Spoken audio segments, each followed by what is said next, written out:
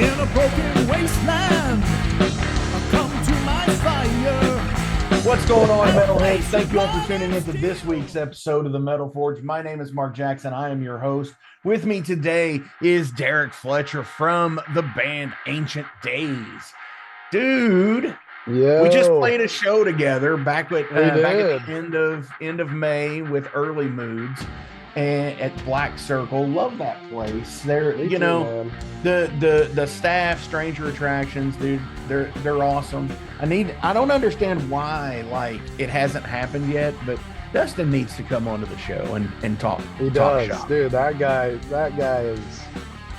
I don't get how he does it, man. He's in 30 successful bands and runs a venue and runs the shows, and I'm just like, how do you do it? How do you have time? You know, it's like, yeah, I love Dustin, man. He's a great guy. You know, that's interesting that you say that, Pete. And we're already getting into the derailed shit right now. I love it. Is, you know, I guess when you leave a band that's like a successful on the road touring band and you just kind of stick to like regional stuff, that you do have that bit of time, you know, where you're not every single day in it, like on the road.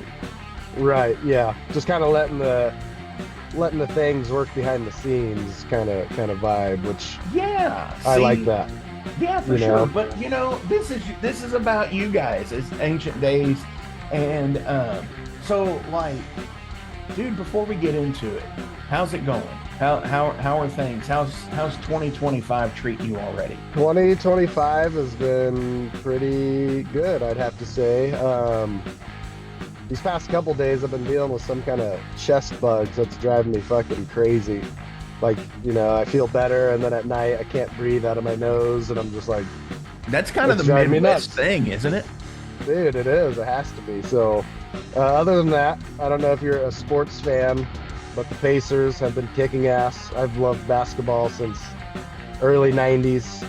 So to see the Pacers taking it to the finals has been Yeah, pretty absolutely. surreal. You know, Pretty surreal. yeah, So for it's sure. good. I've lived in Indiana pretty much my entire life, or you know, Louisville, and it's been pretty cool to see them come up.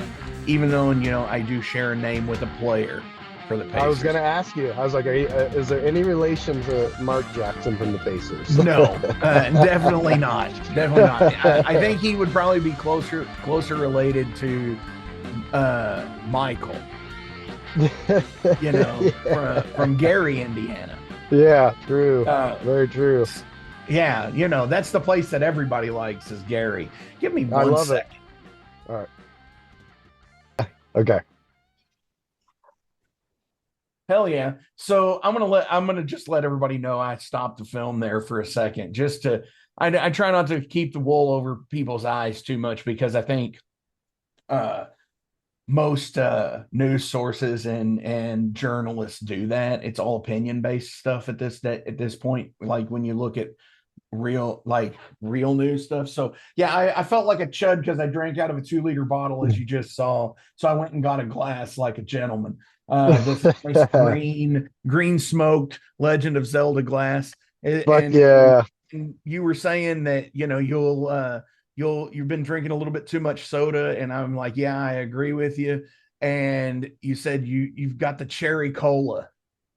Dude, I'm a sucker for it. I don't even know when it started. I drink at least one cherry Coke a day and trying to switch off to the tea. I was on a pretty good program where I was doing like one soda a day, and then I would just do water.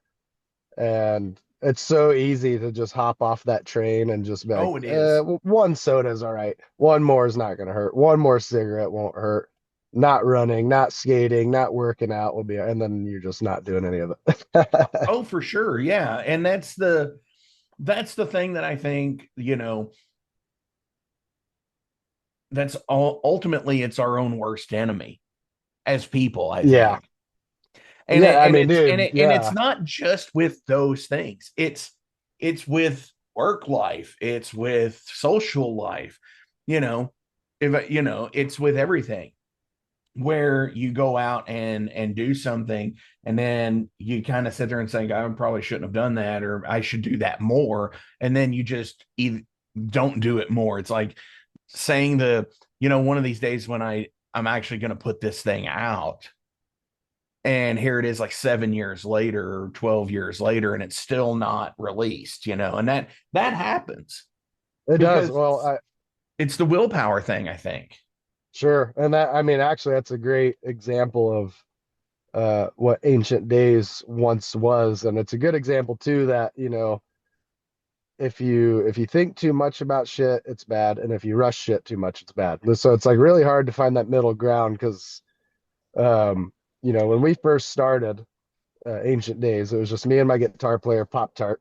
That's his name. um, and me and him, we've been trying to record music together probably since 2011, 2012. Like we didn't really know what we were trying to do, but he had like a whole different side of music that I had never experienced, and I had a whole different side of music he's never experienced.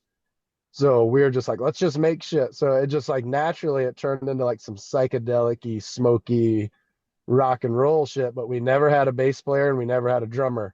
So we were putting out electric guitar songs with just my vocals, and we were calling ourselves Stone Thrower.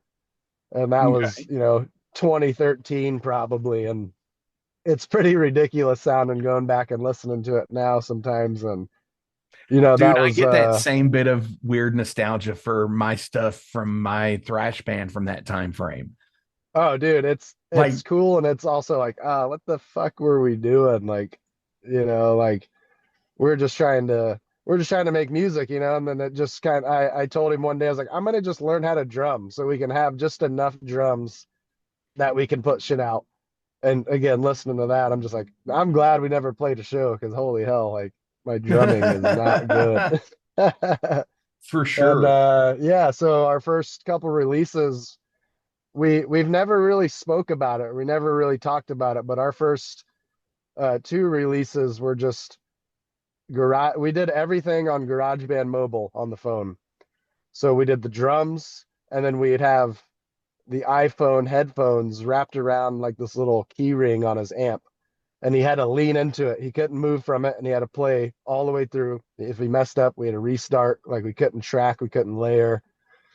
And this, my point is I was like so ready to keep rushing it. I was like, come on, just do it. Get the song done. Let's get the song done. So we have two releases come out back to back, like within a couple months of each other.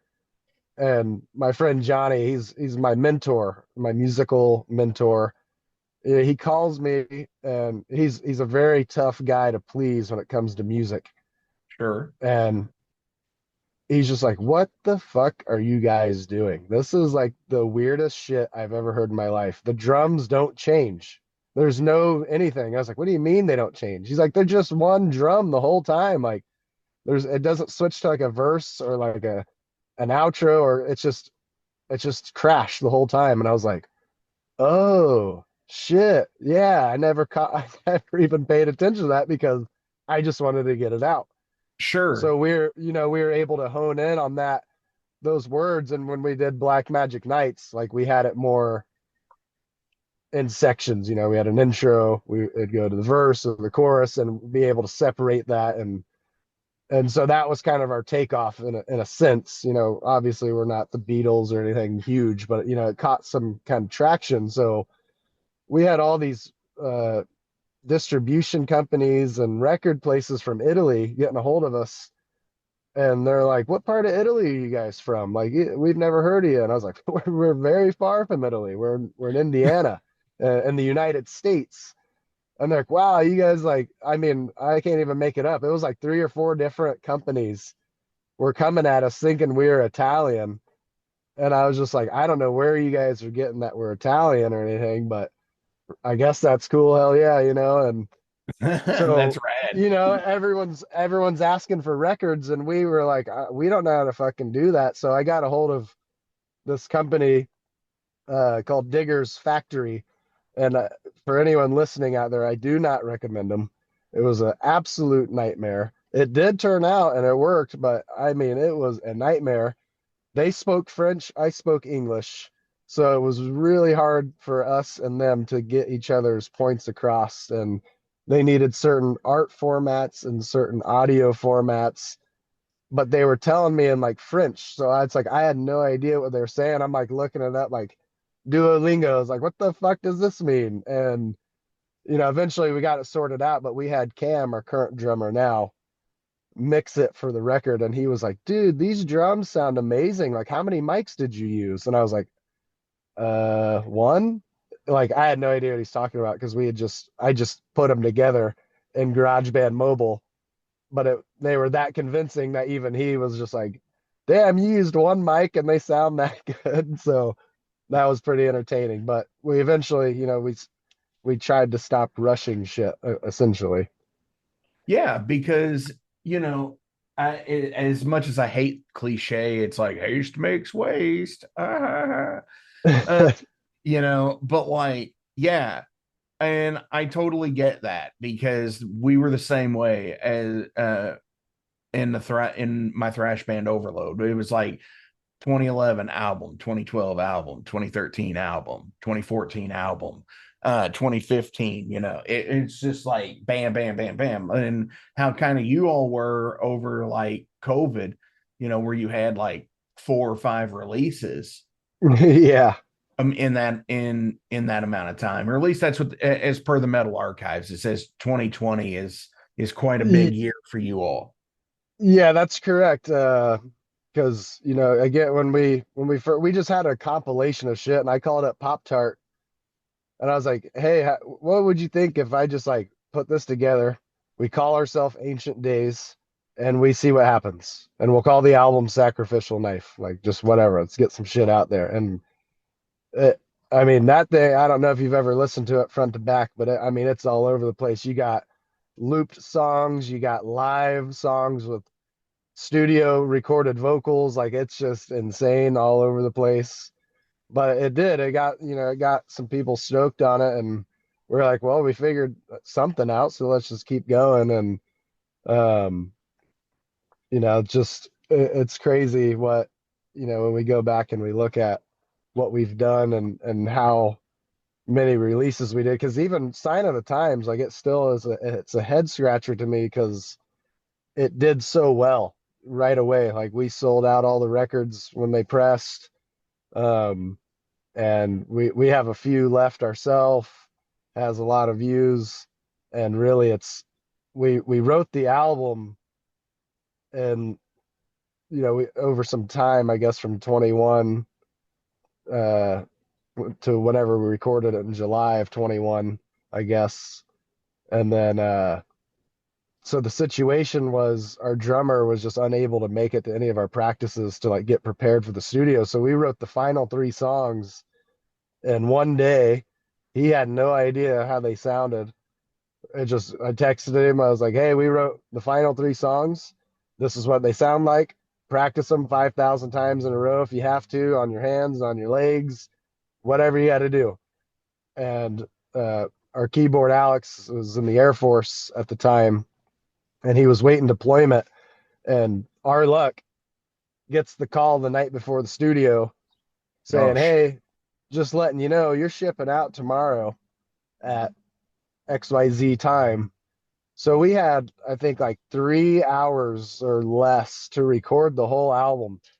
And he didn't even tell us until like, I think it had to have been like a year or two after that he couldn't even hear himself playing the whole time he was recording. So he's just playing the keys deftly, essentially. And wow. this is why he's a genius, because it's like I mean, he nailed it still. And I guess he was too shy at the time to say anything about it. Um, he's a great guy, and if he thinks anything's somewhat confrontational, he just won't say anything. Where it's like, Right. Alex, I wish you would have told me because you probably would have played something different or maybe started noodling. But yeah, so again, another very rushed album, and it did pretty well for us. Again, I'm not trying to blow smoke up our asses and be like, yeah, we're the shit. But it's like it did. That's what got Well, us no, I kind of that mean, that's, attention. yeah, that's where, that's the entry point for a lot of people, it seems like, you know, that, you find what you hear, just that one song in a playlist now. and then then most people just go back and listen to everything before that. At least that's how I do. I mean, I would Yeah, assume that sure. a Yep. lot of other people do that. So yeah, I mean, you've got the entry point at that. So with everything being pretty much made and written fast, is that still holding true today? Or No. are you all So trying to say no, we've got to slow down? yeah, so it's mostly my fault because they at least with Pop Tart, it's like I would just hound the hell out of him and bless his heart for dealing with me and just because he's a family man, he's got kids and he's got all this stuff. So in a way, I felt bad because I'm interrupting his time by calling him and be like, I have this crazy idea. Like this is how the riff sounds in my head. Let's make it work. Here's the drums. I'm sending them over to you now. And then he would just create it from scratch. And so with Devil's Night, when we did that, it's we really did. We took our time on that, like our sweet ass time on it, and we ended up recording to tape just to get that real kind of 70s vibe to it. And it was very difficult. It was very difficult. And a lot of fun. I mean, to see, just to see it on tape and watch it rewind and hit play and it's playing. Like that's us. That's what we recorded. There's no redos, there's no nothing. Like that's what you get. Um, so yeah, we took our time with that one. And shit, I don't even know when it came out, 2023 or 2024, one of those years. I can't even remember at this point because we just, again, we've pumped them out. It's like it's hard to Right. keep up. And our label will repress them and come out with different graphics.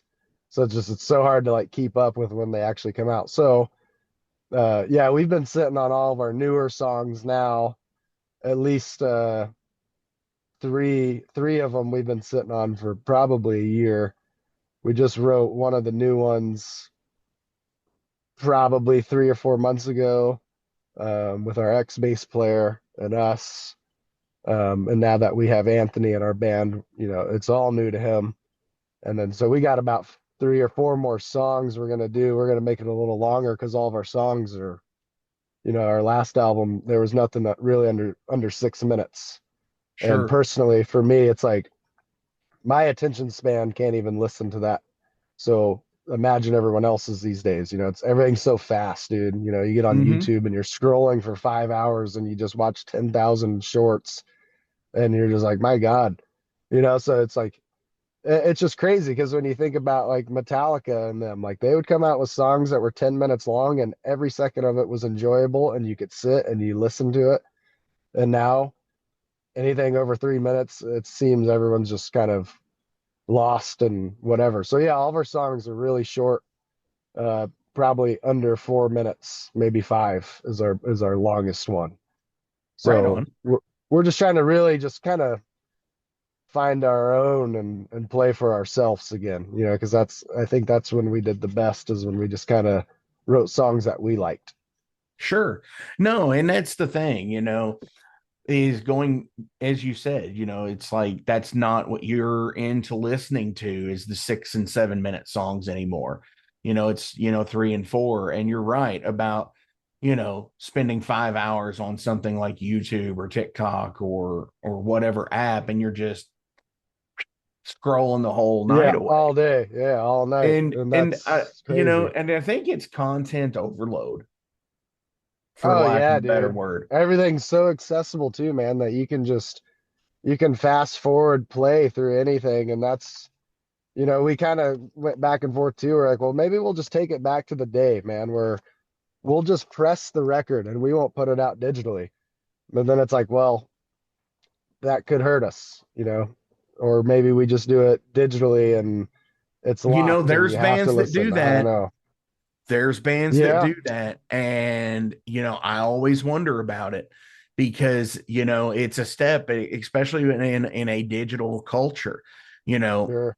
you almost have, to get on, to even make anything on Spotify, you've got to have thousands and thousands and thousands of plays. I mean, honestly, Impossible to figure out too.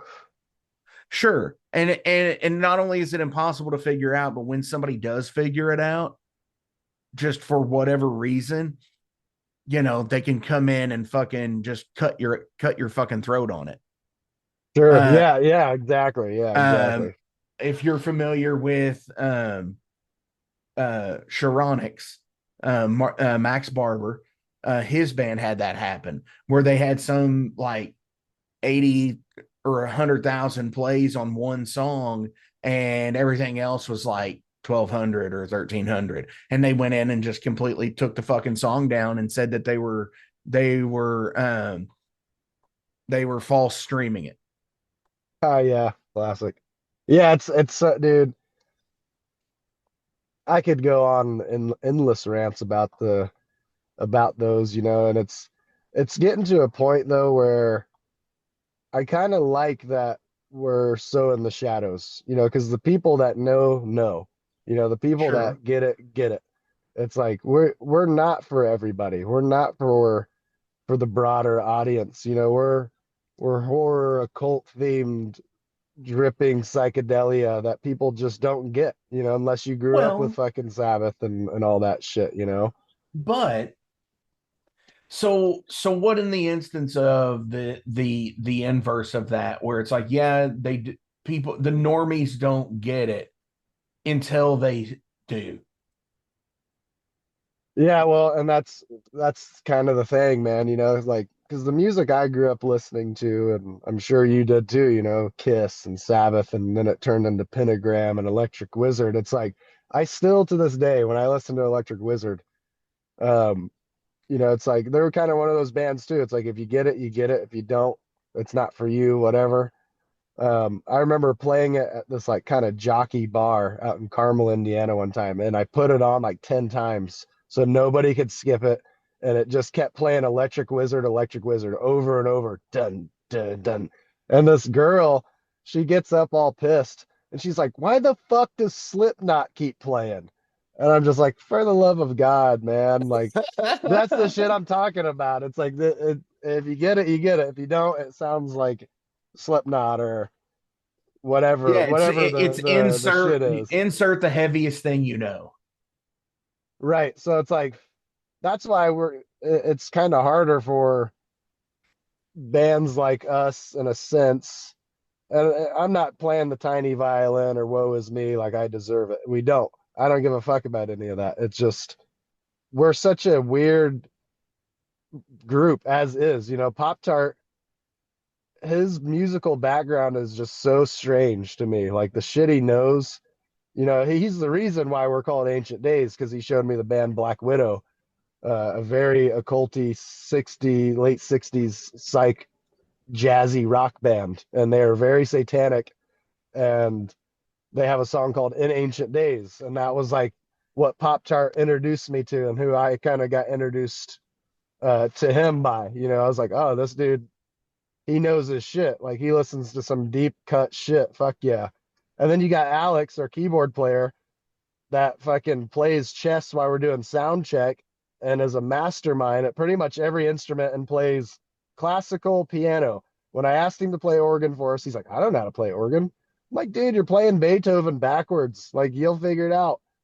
And then Cam, our drummer, is into like some pretty interesting shit. Is that all I can say? Like, I don't really have a specific genre. It's like rock and roll, but I don't know, very different. And then Anthony, he's now our new bass player, probably has like the most similar taste to music. He's more on that like Paul Bearer Doom side. He Sure. likes that dronier kind of melodic-y doom. And then I just like, I mean, anything if it's before the 90s, I probably like it. So our musical taste is just so different and strange, and it's cool because it's all fusing together now to where if you do remember our last song that we played at our set, it's a new song and it's like 20 different genres in one. It goes from like some heavier, faster kind of rock and roll into a prog section into a Sabbathy kind of and then into like a Santana bongo jam. Dude, that's so, awesome. And yeah, so yeah. and And yes, I do remember it, and then just like being in that moment of just like, oh fuck, just being there and doing the thing. And like that's what I think what I like about Black Circle is like I've never been able to just like drone out in a bar like to an awesome fucking band. I mean, I'm sure I have, but like the days of remembering them are fewer and far between. But like Right. just hanging out and just being like blown the fuck away, it is rad shit. And that's how, watching you all, that's how it was for me. Thank you, dude. Fuck You had yeah. said something a minute ago, like, it became Black Sabbath and Kiss became like Electric Wizard and Pentagram. And Yeah, it always reminds me, because Pentagram was around in the early 70s. sure. Yeah. They didn't actually come out with the first album until like 1985. Yeah, it's pretty wild, man. It's pretty fucking And wild. what's so wild to me is just like, yeah, obviously they're Sabbath worship, especially like Sure. that whole Master of Reality Oh meets, yeah. Volume 4 and Sabbath Bloody Sabbath, the Doom, the real Doom era for Sabbath, I think. I mean, first album is, but Yeah, first once album Master is of Reality came questionable. out, you're just like, damn, like Yeah, like they got deeper Hand and of heavier. Doom, fucking Lord of this World, fucking that stuff. Into the Void. Real fucking heavy shit. Fuck yeah, it And was, it dude. always reminds me of like I've constantly seen the picture of Live Aid when Sabbath got back together for the set. And like that's like what is it, like Ultimate Sin era Ozzy or some shit like Yeah, that, where yeah, yep, it was. he's wearing like the fucking yellow striper jacket. It's like the fucking trench coat, and fucking the rest of Yeah, Sabbath is all in leather and shit yeah. like Judas Priest. And it's like, what I want to be in the fucking alternate timeline when that Sabbath reunited.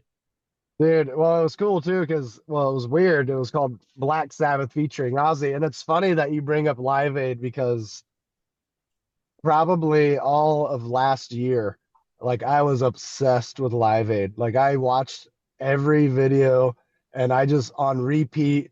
My fiance was like getting annoyed because I'm just like, dude, did you know this band played at Live Aid? Did you know this band was there? David Bowie's set was the fucking best. Paul Young was there. Like I just every day. And Phil Collins drummed for like four fucking bands that day, Oh which yeah. is just insane. And so, yeah, it's just funny because I ended up getting a Live Aid baseball tee for Christmas, and Dude, it's just sick. I you need to fucking get loved the it, logo as the tattoo. dude. I might have to, man, because that shit's like, I don't know what it is, man. Like, it's just a whole different generation of musicians. It's kind of like you got to be a Honestly, musician it's to like, respect some of that shit, you know? yeah, something like that was, it was there for a cause, just like it was in, like '08 when they had Live 8. Ah, yes, I remember Um, that. Yeah, which is where Floyd got back together. so sick. So yeah, they had these things, but it also reminds me of like Concert for Freddie or Concert for George, those things like Yeah, the Freddie Mercury tribute show at Wembley. yeah, so sick. Watching Yeah, so video good. from that, because like, dude, fucking James singing Stone Cold Crazy with fucking Yeah, dude. Queen, and So Tony good. Iommi's playing guitar on it too. So sick. Yeah, It's dude. like It that was, would yeah, alone it's be like, like such a fucking weird combination. Could you like I don't even know if I'd want to play on that stage. I would just want to be yeah, dude. Holy I would fuck. want to be a fucking a tech that ran and picked up Yeah. the fucking mic stand that fell over. Yeah, no shit, man. And there's like, back to Live Aid real quick because it reminded me of, the song Do They Know It's Christmas? Like, again, during Christmas, I just looped that song because it's just like everybody was on it. George Michael and fucking dude from Duran Duran and Boy George and like all this shit that people probably think's lame as fuck. But It's just like, dude, It's like We it's Are the they're World. so good, dude. Yeah, We Hear the World, like all that shit's so sick to me. Uh, And dude, it just doesn't exist really. are you're so you're into psych rock and stuff like that. So do you like Mothers of Invention and Zappa? You know, it's funny, dude. I actually never really listened to Frank Zappa because the way I looked at it is that and this sounds dumb when I say it out loud, and I know that, but I have to say it. Um, I didn't listen to him because I felt like he made fun of music.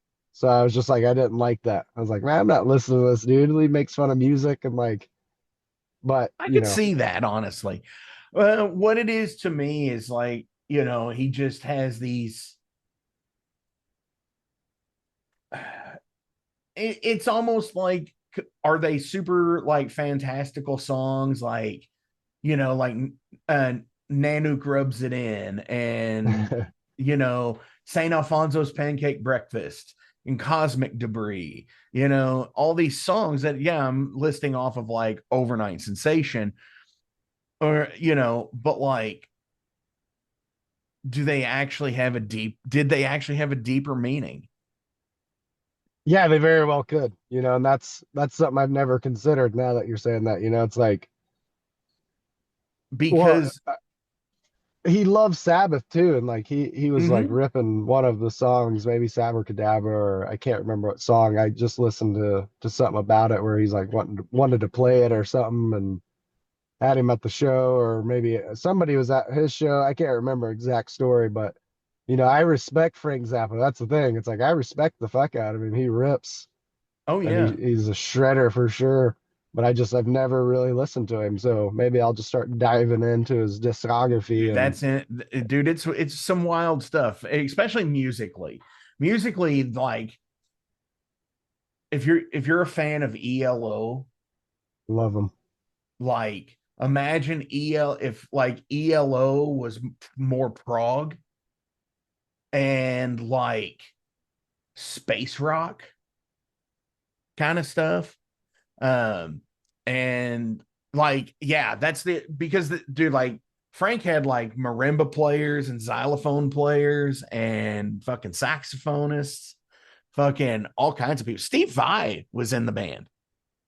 Okay. Yeah, I So mean, I great. back all that what you just said. So I mean, I'm sure. I know Pop Uh, Tart really likes Frank well, Zappa. and the other thing is like, I recently saw, and I knew this about him because his dad was like a nuclear physicist, Ah, and would bring home like raw mercury, and oh Frank shit. would play with the fucking mercury and shit, like barehanded. Like, this is in like the 40s, 50s, Yeah, so dude. Fuck. before anybody knew any of that stuff. But yeah, like, he was a fan of the Monkees, even. I Like, love the monkeys too, man. I get it. yeah, that was an like, so like, shows that you've ever seen that are just like, holy shit, blown away, that you wouldn't even expect to be blown away by. That was one for me, was seeing Mickey Dolenz. Oh yeah, really? Huh. That's Yeah. sick. Well, that's like I don't know if you've ever gone to the state fair in Indianapolis at all during August. They have I have not been to the Indiana State Fair, but I live close to Louisville, and the oh, Kentucky okay. State Fair is where like Cardinal Stadium and Freedom Hall and stuff Sure. is. So Yeah. So they so do I this definitely know the fair thing. they do the Happy Together tour. And I've Mm-hmm. gone pretty much every year. And one year it was Mark Farner of Grand Funk Railroad. And I was just trying to stress to everyone how kick ass that was that he was like playing there. I was like, dude, Grand Funk Railroad was selling out more shows than Zeppelin at one point, and they were headlining over Zeppelin on Zeppelin's fucking tour. Like, Yeah. this is insane, and it was the Turtles and Three Dog Night, Paul Revere and the Raiders, like all these like deep cut kind of 60s rock bands that you got to see for free. And like that's how I felt too. Like I was just blown away. I was like, these dudes are 9,000 years old Oh and yeah. still just killing it. Like the Vogues were there, and just like every And year it just gets honestly, cooler. what's wild about it is like, on that like fair circuit, like that summer tour thing. Like Nugent always played those things. ZZ Top did for a long time. Yeah. Uh, like I saw Shinedown at one of them here Oh, in really? at the Kentucky State Fair, yeah, on a free show Huh. night. Willie Nelson, Bob Dylan, a lot of those people did. And what's so cool about it is like how you were saying, like Grand Funk and everything. Uh, but those bands, what's wild about it, and I've almost lost my train of thought as I've explained it, is like there's some of them that you would have thought did it, but didn't and didn't have to, like Blue Oyster Cult. Oh God, dude. Like Blue Oyster Cult still to this day, or Jethro Tull even to Yeah, this day, they've never done those where they probably could have, and like, but they've always consistently been putting out albums still. sure. Yeah, I Blue mean, Oyster Cult last album they just came out with is so fucking good. If you haven't heard it, it's like yeah, great. what, it came out last April or something. Something like that. I was just like, dude, what the hell? Like I thought it was like was that song Don't Come Running to Me. Like straight up sounded like Don't Fear the Reaper era. Like I was like, Sure, I've never heard this song. How have I never heard this? So I was like, oh, it's new. Like what? So absolutely, totally cool yeah, dude. stuff. And I got to So see them at a casino actually, them and Foghat, free show, and it was just insane. Like I was just like, holy hell, dude! Like their tones in real life dude, was just insane. fucking Foghat. Mm-hmm. Okay, so like Foghat almost. Okay, so Molly Hatchet. Let me explain. Molly Hatchet. Let's hear it. Okay. Molly Hatchet is a band that I consider theft by deception. And let me explain. Frank Frazetta album covers.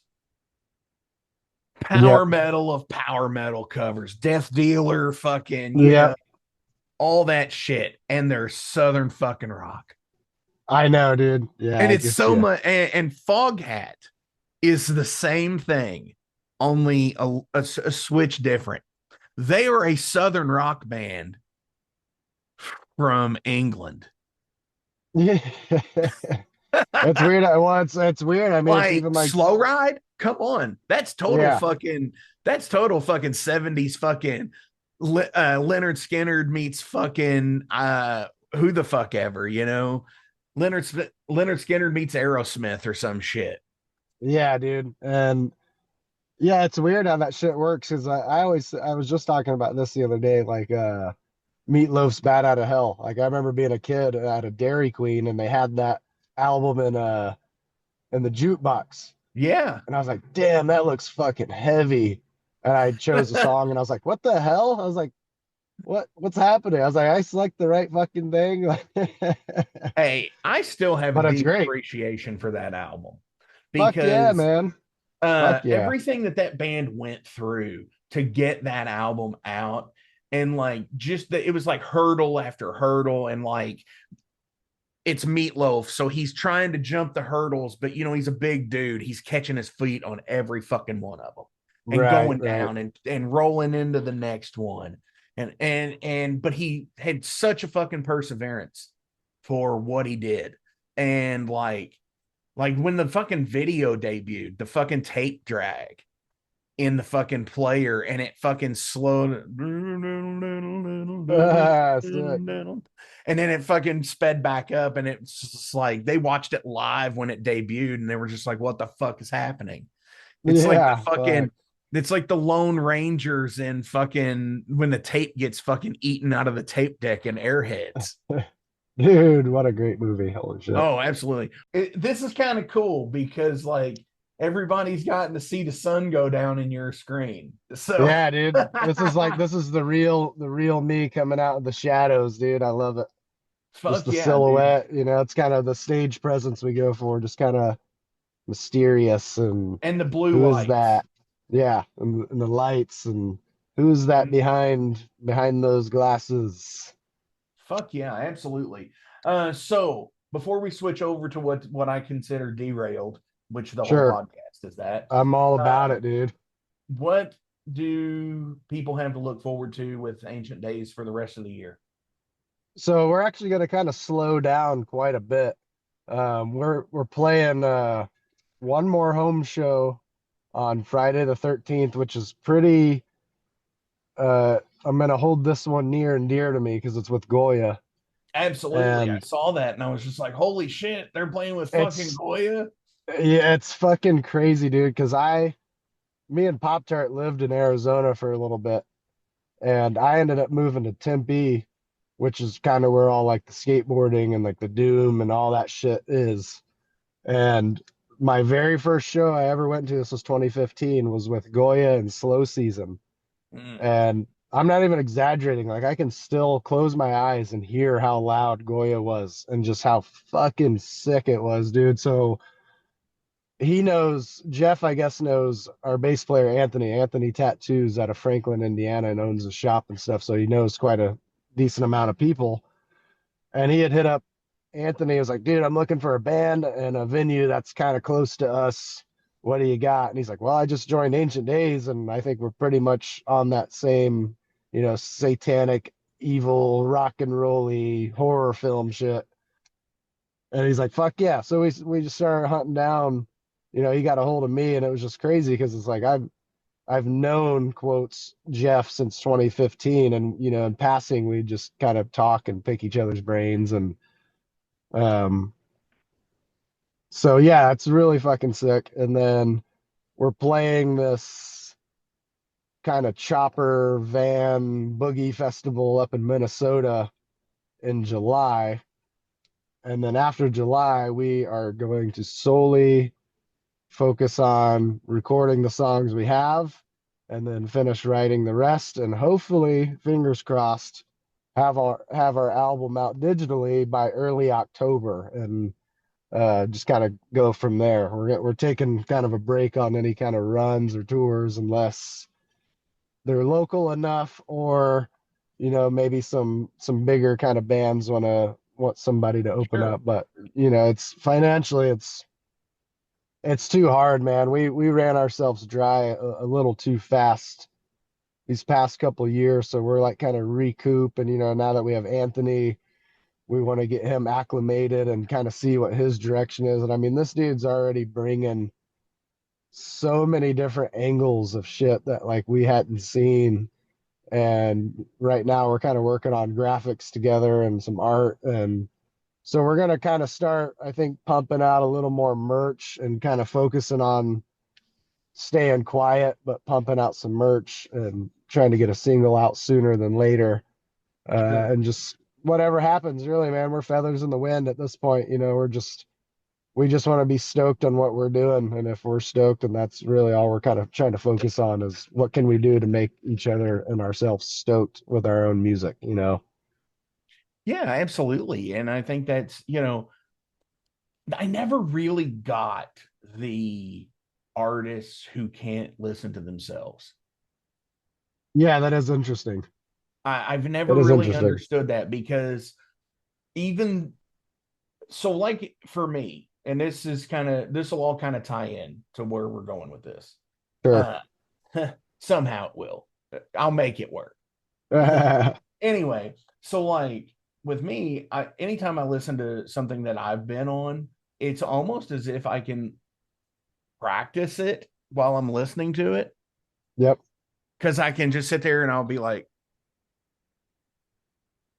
knowing where to play, right? Right. Of course. Yep.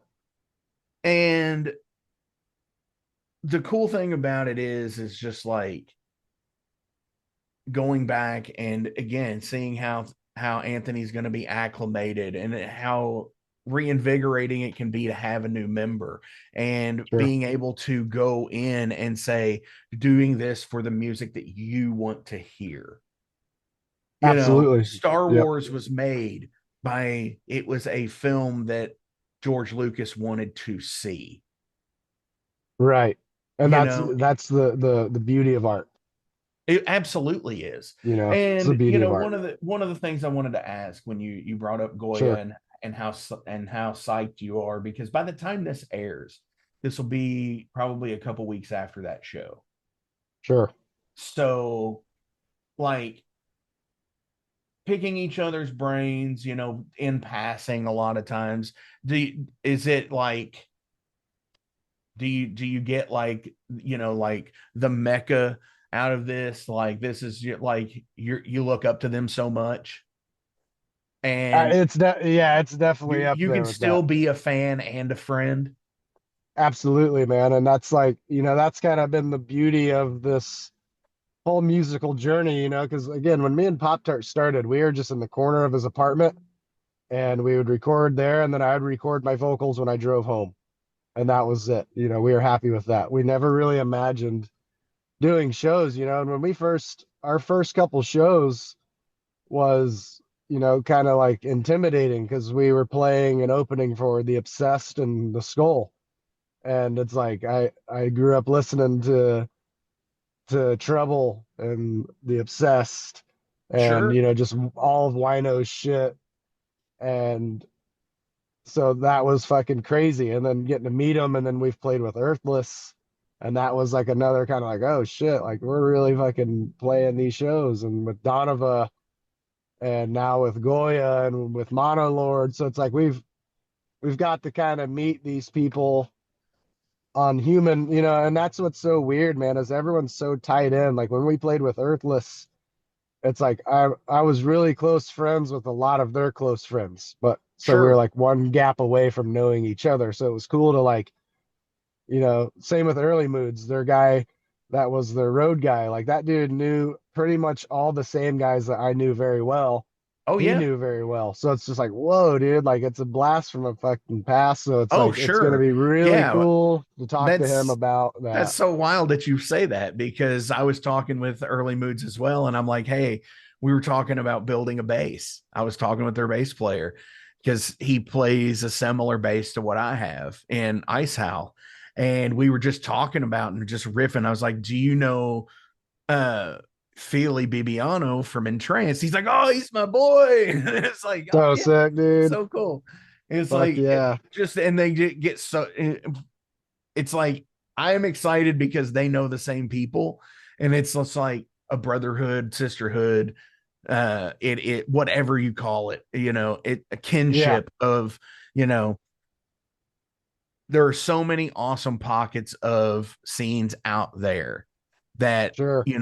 that feel interconnected, and that is just cool, just so you It can is, have man. fun, and And you can have fun with people, play shows and cross genre, and everybody gets along for yeah, the most absolutely. part. I love For that. the Yeah, most part. I haven't had any thankfully any troubles with any bands because, and that's I think kind of the beauty and the secret of us is we're not really one specific. We're not just doom. We're not just psychedelic. We're not just rock Sure. and roll. Like we're just kind of everything. And it's funny, I'll go on a little tangent just real quick about Arizona and kind of the full circle. When we went on our first tour, that was supposed to be 30 days. It turned into 7 shows. So we started in Indianapolis. We went to Lawrence, Kansas, which was like 10 hours. I had no idea. From Lawrence, Kansas to Austin, Texas, same night. Like I was hallucinating while driving, like seeing fish jump out of the damn road. A cop had the interstate blocked off because there was a tornado happening, and I didn't even pay any mind. I just drove around him and just kept going. And we ran through Texas, and then we went to Tempe, Arizona for our last show. And it's funny because I knew a decent amount of people out there. I lived there for 2 years and just worked with a lot of them, skated with a lot of them, and the amount of those people that would come up to me and just be like, "Oh, I remember you talking about wanting to start a band and wanting to do a band," and I couldn't even remember that. Like I was just like, I don't remember ever saying that, but fuck yeah, I'm glad you remember, and that tour was just like so sweet because we were in Arizona. We got to be there for a couple days, so I got to go to all the spots I used to go to and reminisce and see all old friends. And on the drive back, this is why it's so funny and so fucked up at the same time. And I tell all the time, any chance I get, I tell this story because Cam is a sweetheart. and he doesn't deserve what happened to him. But we were driving and we were in Flagstaff, and he just like looks at me and he was like, I need you to pull over. And I was like, yeah, sure, man, you know. But it was weird how he asked. Like I was like, maybe he has to piss, but the way he asked was weird. And then he's like, pull over now. And I'm just like, oh shit, all right. So I like pull over, and Cam's our drummer. I don't know if you met him or if you know him. You know, he's just this big 6'4" fucking lap dog. So it's like, but he's a tough dude. So when as soon as he got out of the van, he just fell to the ground, and we're all freaking out. We're sleep deprived, and half of these dudes are stoned. We're all sick because we just did this crazy ass run that made no sense. And the day before this happened, you know, me, Pop Tart, Brian, our ex bass player, and Alex, like we were just chugging cokes like the whole time, and it's like 100,000 degrees outside. Sure. And Cam's just bitching at all of us in like a brotherly way, like, you guys gotta fucking drink water. What are you doing? This shit is not good to do. And he's just walking around with gallons of water, drinking it all day. So back to this. So he's on the ground and we're freaking out. We call the ambulance and get him to the hospital, and basically find out he has a kidney stone from hell. Holy so shit. so that was our first kind of experience with touring in Arizona, you know, because it was like such a fun ass time just being able to again kind of run into everyone and talk to everyone and uh play with Lucifer. They're from Tempe. They're fucking awesome. And then that happens to Cam. So it's a different world out in the desert, dude. Like that It shit will is. get you It quick, man. totally is. People lose their minds in the desert. Dude, we And were all out of it. Yeah, it was fucking crazy. so like what my Arizona experience involved it was in Phoenix actually. And so we get there in town about noon for like a 6 p.m. load in or some shit like that, right? Because the show's going to start at like 10. And so we were like, what can we fucking do, you know, around town? It's just like we ride around, check the fucking place out and shit, and Sure. go up to the fucking one of the peaks up there. And like two of the members just were they were about to throw each other off the fucking side. Oh fuck. Yeah. And it was 125. I believe it, dude. And what's so fucking crazy about it is it was just like it's like dry sweating where you Uh-huh. Yep. fucking you know that you're sweating, you feel it, but when you go and do like this, you just feel the salt crystals on your fucking Yeah, forehead and dude. shit. So It's wild, like man. ugh. And so my experience in the desert with you know was don't drink too much Gatorade Yep. Yeah. It's because in the heat depraved, you know, when you lose that stuff, that it's not a good idea, and it's hard as shit to find a rest area there. it is, man. Arizona's huge. We when we were out there, we actually so we rented a van through this guy, and that was pretty much our only transportation that we had out there. So we were really wanting to do a desert music video. We had our in-ear rig system, and we had a generator, or we just hooked it up to the battery. I can't remember, but we were able to plug everything in and record in the desert. So we ended up finding like just this really sketchy spot that when I think about it now, I'm like, man, that was really dumb. Like what we did, because we just drove up this random ass mountain that was for like Humvees and buggies and like desert cars. Like we're driving over boulders. We have no water with us, like nothing, like anything could happen. We were just been stuck on this damn mountain, and but we did it. We filmed all the shit we could and made a pretty cool music video and got it recorded and all that. So it was totally worth it. But like I said, yeah, when I think about it now, like man, Arizona is not a place to play around with like that. Like you get No, stranded out in the think desert, of the like you're fucking not even fucked. that, just the wildlife. Yeah, that too. And I mean, where we were, was the Salt River, which, you know, when I Rattlesnake lived there, Haven. yeah, and coyotes and mountain lions and whoever else wants to be out there, we would see it, you know, like we'd float down this natural river for 6 hours. You paid a couple bucks and they took you to the spot and you just floated. And you would see all that shit. You'd see bobcats drinking out of the water and horses walking across and snakes slithering around and bald eagles. And it's like, yeah, dude, we get stuck out here and one of us dies or passes out. Like that's just we're gonna be food.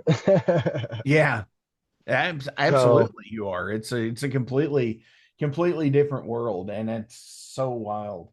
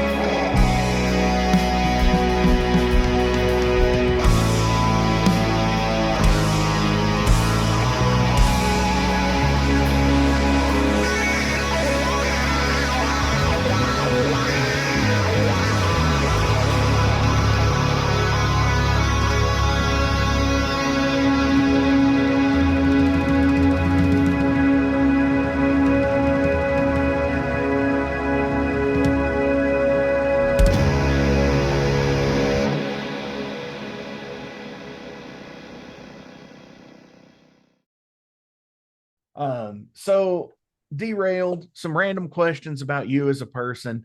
We've Yep. kind of already been doing this the whole show, as if you've noticed. This just gives me an excuse to cut in a music video Hell yeah. and or a song and whatnot, and ask some pretty fucked up questions. I love it. How many chickens do you think it would take to kill an elephant? Oh man. Like an adult elephant or like a baby Yeah, elephant. sure. I mean, obviously, a baby elephant would probably take 20 or 30 I think chickens. I think man, I don't know, man. I think it would because chickens are assholes and Yes, they depending are. on their talon ratios, I'm Yeah, thinking like, on their dude, spur. yeah, I'm thinking like a couple thousands maybe like 10,000 chickens could maybe take an elephant on. It just depends where they're getting, those that's some thick skin.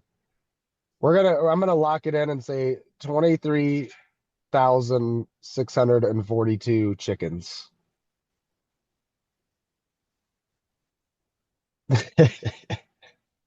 All right, got that one. Sick. And I do draw these from a like a deck of cards here. Uh, Fuck yeah. can memories be erased? Yeah, it just depends what kind of memories it is, I guess. I think memories can be forgotten. I don't know if they can be erased, because I've seen some shit in my days where I don't want to see it and it'll just pop in my head. So I don't know if they can be erased. I'd have to say no, I don't think so. I would have to agree with that because it's like I've seen some crazy shit too, like that, and it's just like, did this already happen? Like I know everybody. I think mostly everybody gets that feeling of deja vu, like they've seen it happen. Yeah, Like they're going through like a file or something. You're like, I've seen this before. like this happened. Why is this happening? Right. This Yeah, is dude, already that happened. shit's crazy to me, man. That shit's like sometimes I'm like, dude, what if it already happened, but the time that we know isn't the actual time that we're in? Sure. It's like maybe time is Well, like so much faster and it's like that already happened, but we're consciously catching up throughout our day. And so the deja vu is like the something that you already did and then you saw it and your time is capturing oh up yeah, with that, uh it's like not sunk up to like audio not sunk up to the video. Yeah, it's like some latency issues in a Yeah, way. exactly. Uh, I had a friend explain it to me as like what a it it's like a misfire in the synapses where it takes that memory and instead of installing it into the short term file, it files it into the long term. Like so you remember it as you're doing it. uh See, So this is that's why I don't smoke weed or take acid or anything because I already freak out on shit sober. So I'm like, I can't even imagine what I would do. Like, there's been times in my life where I'll just like look at my hands and like, how the fuck do we all think this is normal? That we're just like these things with like brains and feelings and hands and like we do all that. Like oh I could sure. write a No, damn like dictionary length book about it. no, like So imagine crazy. so some another thing in that. Thinking like you're in your car right now. Yes, you're not driving or anything, and yes, I have had people on the sorry, the cats are doing their thing. That's I've all had good. people on the phone, like not on video as they're going, but on audio. um so like imagine like driving your car, speed limit is 60 mile an hour, and you hit another car that's doing the same thing. Okay, and the amount of damage that is done to the metal, the plastic, and all that. Imagine if we were free floating beings and we did the exact same thing and hit each other going at 60 mile an hour. It's like fucking we would all be liquid spots on the fucking on the ground. at some Dude, point. I'm telling you, man, it just like this is the shit that I'll like wake up in the middle of the night and think about. Just be like, dude, we're on like this ball that's just like it's just been Of perfectly space dirt. gravitated. That if it moves even a centimeter, we all just die, and it hasn't done that in millions of years. Like, what the fuck? This Sure. isn't. Oh, How the well, fuck it's is done this? that over millions of years, Yeah, over. where it switches, skews from the axis. It's But just so no, trippy, dude. so like I totally get that, and it's so weird to me too to think like I don't care about this fucking place, this rock. That I don't Sure. care about Mars or Venus or fucking Mercury, none of that shit. The ones that fucking like weird me out are like the gas giants, because that Yeah, is essentially like liquid versions of like hydrogen and other gases and shit, like floating in fucking space as a yeah, fucking orb. and it's just there. It's not. And It's it's just like all, there. but it's like there's no crust, there's no mantle, there's no, it's like all liquid. Right. Yeah, It's like, so it's essentially, so weird, dude. if you could make it through the atmosphere, you could just basically fucking pass directly through the down to the other side. Yeah. And it's like a another really trippy thing about, space is like it's just infinite. Like it could go Yeah. you can go down, you can go yeah, I was thinking this the other day. I'm like, so if you were floating out in space and you're looking at Earth, could you float under Earth or would it be technically look like the top of Earth? It's just That's like a the very shit like good that. question, It's because just like I it's can't. there's nothing there. Yeah, it's That's just one like of, what the fuck? so I was watching Star Wars, and Star Trek is guilty of this as well. So there's a ship standoff, right? Just Yeah. at anything, at any point in any space fucking thing, there's a ship standoff. They always have to fucking come near each other or go towards each other. Why? Space is fucking infinite. It's up, down, sideways, Yeah. They're just backwards. like, oh shit. Fucking just go fucking around the Yeah, you motherfuckers, can you go know? go literally any way. It's Yeah, like, dude. come Oh on, man, that dudes. shit is crazy. Everything like the answers that we'll never know is the shit that makes me just like, what the fuck? Well, Like, I why can't I recently know heard anything? I recently heard about a theory that was tested, and where they had taken somebody who was passing away, and they hooked them up to, like the sleep scan, Oh uh yeah. like electronics and shit like that, where they're monitoring their brain waves and everything. And they were trying to see what happened with consciousness after that. Like, what did the things do, and Yeah. and apparently the way they did something, it like had results where it was like on a star chart. That's so sick. That was, and I don't know the truth of it, but like it sounds like it's, made for Hollywood. But who knows? Well, Who yeah, none of us do. exactly. Yeah. Who None fucking of us knows, do. man? And And that's that's when like we're all here, we're uh here. here for the time. Yeah. Speaking of the Hollywood thing, have any movies been filmed in your hometown? Hoosiers, I think was. Okay, so are you actually from Bloomington then?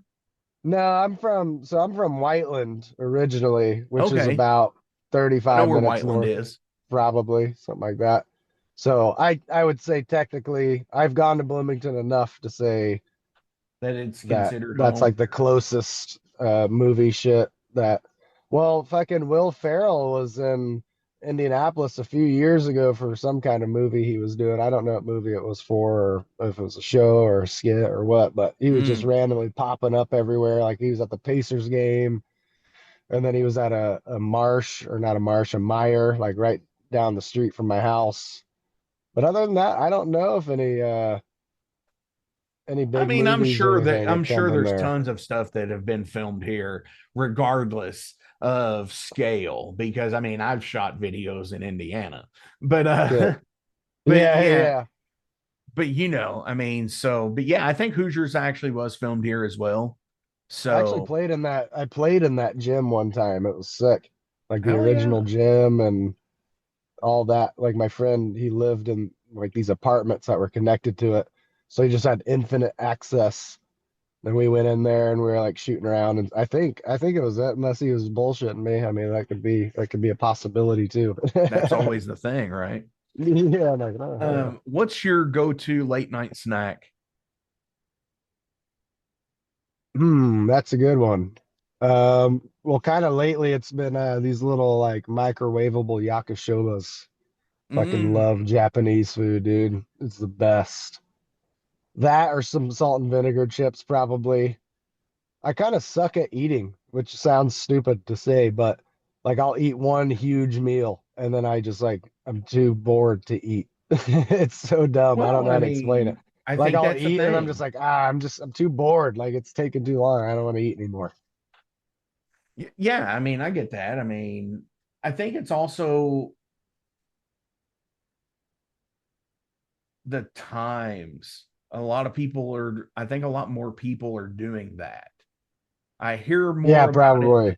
I hear more about it from people in our age groups now than ever before, I guess.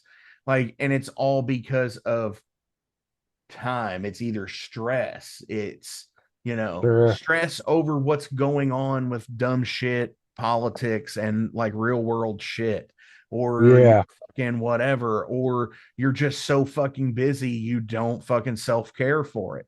And you just say you eat a fucking, uh, uh, fucking granola bar at breakfast and a fucking diet coke at lunch and fucking whatever you have for dinner, Yeah. Yeah. I mean, I Yeah. It's think it's that's hard, man. yeah, I mean, I think, check on your friends. Say, bitch, did you drink your water today? Yeah, dude. For real. I need to say that to myself too. Like, man, why am I not drinking water still? It's funny, man. Like, of how undomesticated I've been my whole life. When I first got my fiance, and she's like, it feels like I'm relearning how to live half the time. But she's like, it's just embarrassing when I first ever had her come over and we were dating, and she like opens up the cabinet to get a cup and realizes there's no cups, there's no plates. Like I didn't live like that. Like I was a fast food just junkie. Sure. And she's like, "What the fuck is like? You have no cups? Do you even have like bottles of water or anything?" And I'm just like, "Nah." So I've been getting on like a program of being a little more domesticated. Like, we'll have dinner together, and I still fuck around with lunch and like get fast food. It's just, dude, yeah, it's just like it's all you got time for. It feels like half the time, or I'm just too lazy, to make something. Sure. Sure. No, I totally get that. And yeah, I mean, but again, it's like, is it undomesticated or is it just your adaptation to life? I mean, honestly, I think it's kind of my adaptation to life too. I, Yeah, I'm in the, I live at my house, that I'm at, and I'm just like, doing podcasts and fucking I'll stop by the fucking store every day, at some point to fucking just pick up something to take home. sure. Because that's all I do. Like very rarely do I fully go out and like do the grocery shopping thing. Right. Yeah, it's Yeah, hard, man. It's like, and that was like kind of, it's hard to explain to somebody, that the life I lived all through my late teens and my 20s was like couch surfing and skating and like state surfing. Like I would go to a different state, it felt like every fucking weekend. And like all I knew was grab something quick and go skate. And yeah, that was, and I never kind of got out of that habit. And it's a bad habit sometimes, but it's mostly it's a bad habit for the health. That's sure. the thing. It's like that shit does catch up eventually. And I keep thinking, I'm like, I got plenty of time to worry about being 60 years old or 50 or 70 or whatever. And it's like, not really though. I remember thinking like, damn, I'm gonna be 30 one day, and now I'm about to be 34 already. So it's like you don't To got the be time. 30, yeah, to be 34 again. Yeah. I totally get that. Um, what is the most important thing you've learned about your mental health this year? Oh man, that's way too good, dude. That's a great fucking question. It's actually kind of back to that patience conversation we were having with even music, and kind of taking a step back and breathing and assessing and realizing that, you know, nothing's really in your hands, nothing's really in your control. And that's kind of what's happening with our new album, The Mirror. It's called The Mirror because it's, all the lyrics are self reflected of how I've changed and who I'm changing to in a non cheesy way. Like I'm trying to keep it kind of in a metaphorical way, like there was a pretty interesting time when I had first kind of moved out here that it felt like I was not gonna ever get out of what I was stuck in. Like it was Groundhog's Day. Yeah, It was that. Like I was just waking up, feeling the same things, seeing the same things, and the song "The Mirror," the last song we played at our set, was just a release of mental anguish in a way. Not so dramatic, but it's like the second verse says those thoughts that spiral through your hollow head. It's like shit like that. It's like you're not thinking all the way. It's like just shut up, sit back and think and just relax a little. And sometimes it's easy to overthink, but I would say that's what I've learned uh, about my mental health this year is, not everything is going to be in my control and shit. Everything always fucking works out. And as cheesy and weird as it sounds, the Pacers are a great metaphor for this, that they're down 20 with 2 minutes and they come back and fucking win. Like that's life. You're going to lose until you don't, but if you right. stop, you lose, so it's like just keep going, staying focused and sharp and just trying to acclimate to better decisions and better thoughts and more music. Boom. And there it is right there. Hmm. Dude, like I cannot add anything else to that because it's exactly how I feel about that same thing. Fuck yeah. I've done the same things, playing like this year, you know, it's probably been one of the busiest years already for me playing shows and doing other things, you Good.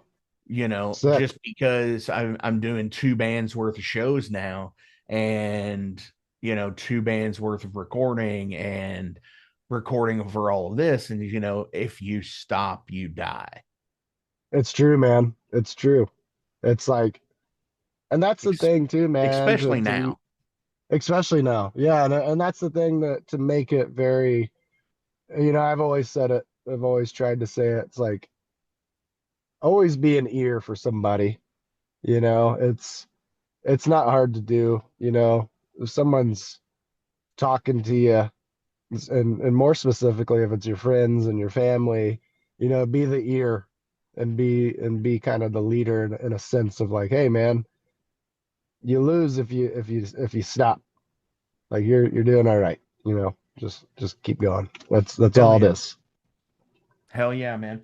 So Derek, I've got one more question, but before we do it, I tell this every show because this is the thing that this show has been founded on, and I will say it till I'm blue in the fucking face, as they say, is links are listed below. So please give likes, shares, and follows. Go do all the things and all the stuff.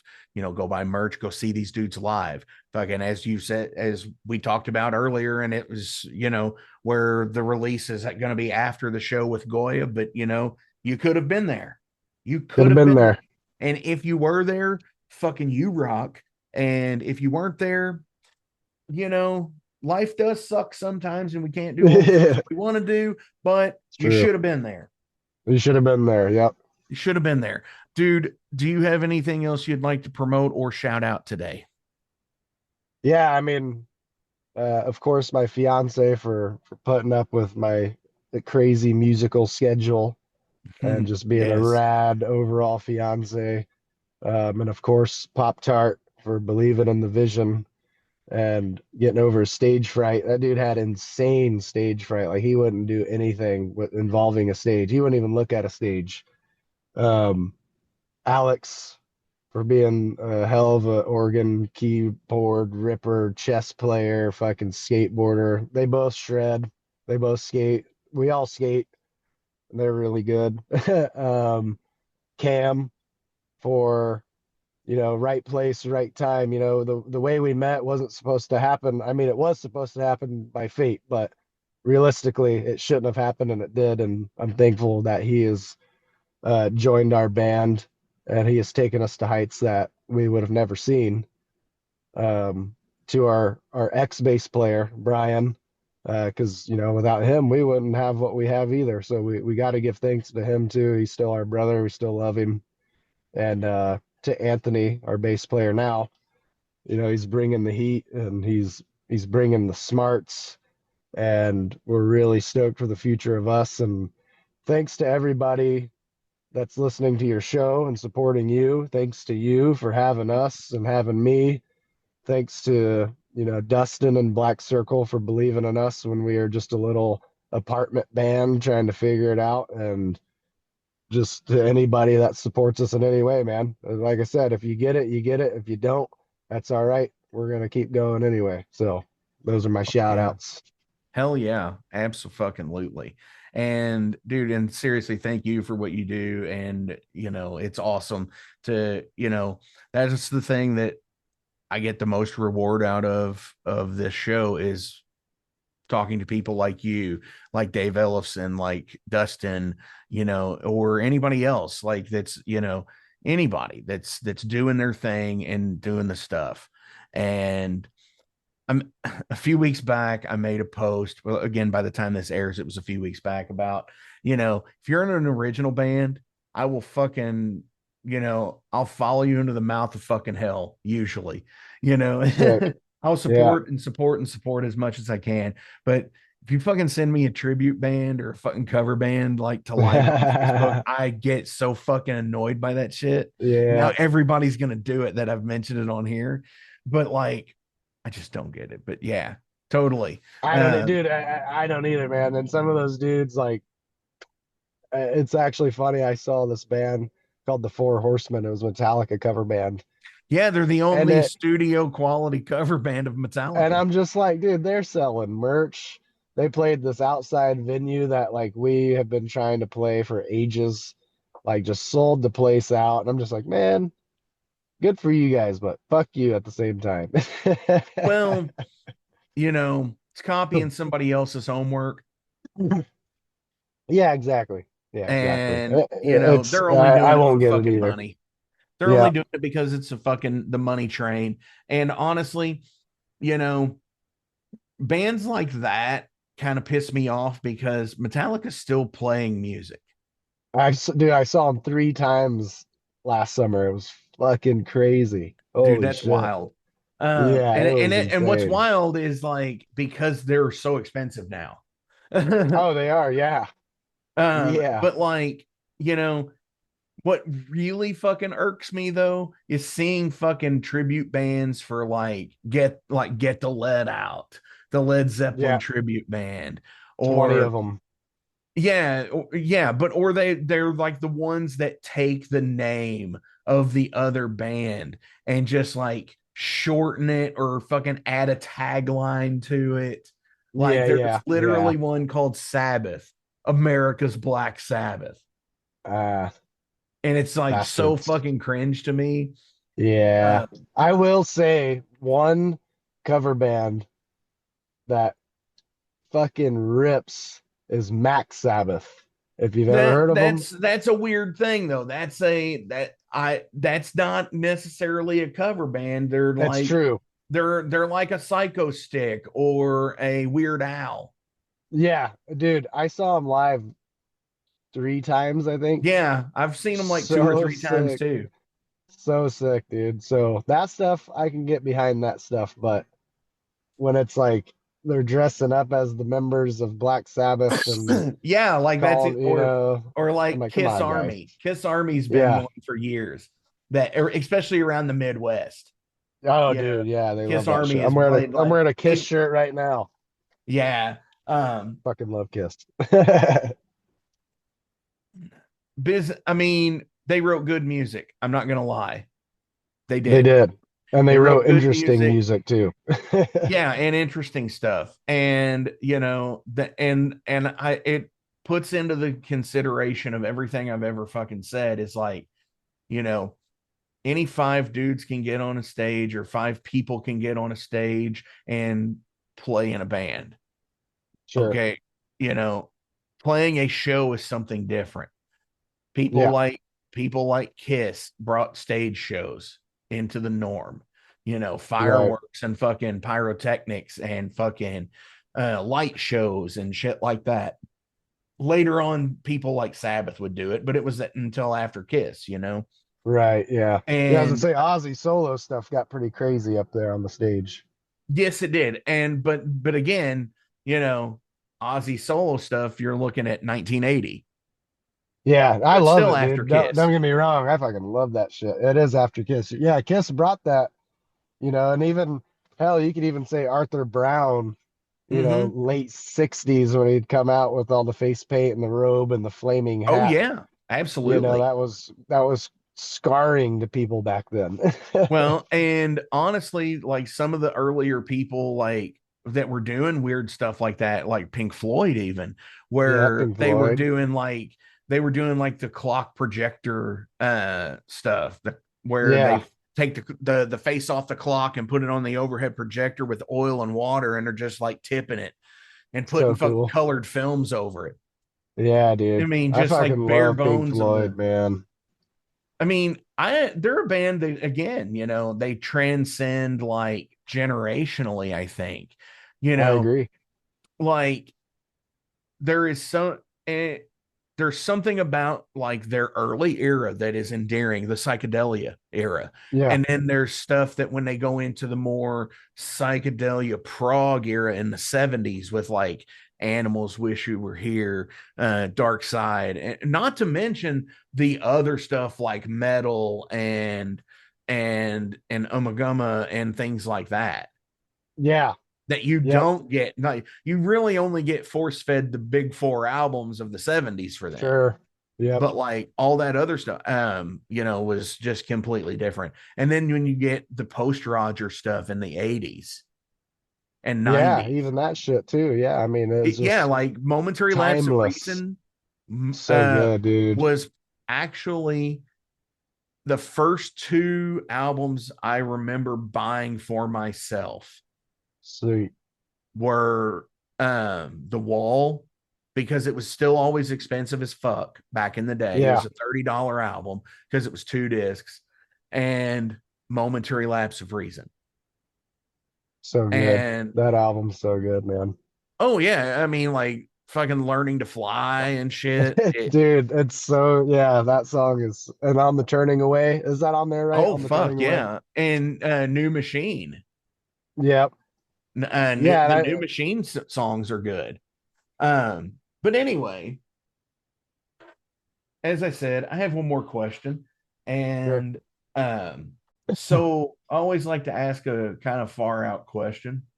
And we Cool. kind of already hinted at this earlier. So I don't know if we should ask it, but it's like when you hear outer space, what is it to you?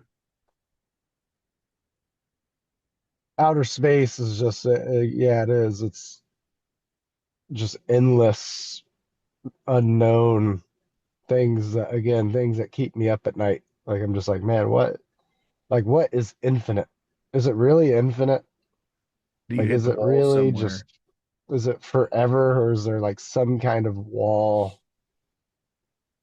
But where's the wall, you know? Sure. Yeah, that shit's wild to me. So yeah, I just think endless, You infinite. know, the Men in Black movies, they've always ended those films with something wild like that make you think of, otherworldly possibilities, like where one of them was Kay had like a society of people living in a locker in Grand Central Station.